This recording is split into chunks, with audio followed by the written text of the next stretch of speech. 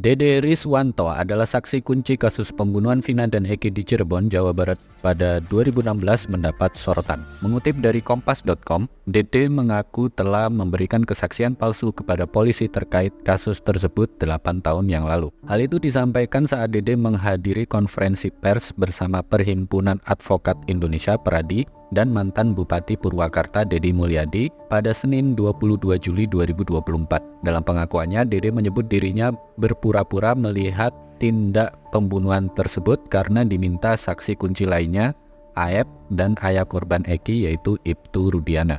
Akibat keterangan palsu tersebut, Dede membuat 7 terpidana kasus pembunuhan Vina divonis penjara seumur hidup dan 1 terpidana di penjara 8 tahun. Dede dan Aib merupakan saksi kunci kasus pembunuhan Vina dan Eki di Cirebon pada tahun 2016. Saat itu keduanya bekerja di tempat cuci dekat lokasi pembunuhan Vina dan Eki. Kini, Dede yang berusia 30 tahun bekerja sebagai kuli bangunan. Pada 2016, Dede menyatakan diminta Aib menjadi saksi kunci pembunuhan Vina.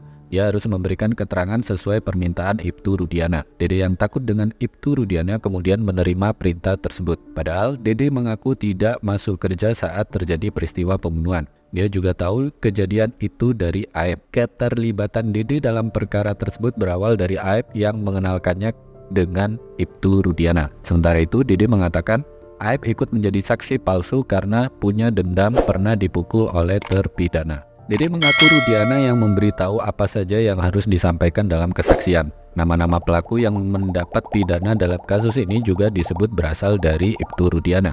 Hingga kini Dede menyatakan dirinya tidak mengenal ke-8 pelaku pembunuhan tersebut. Dia juga tidak mengenal wajah mereka. Dede mengaku bersalah.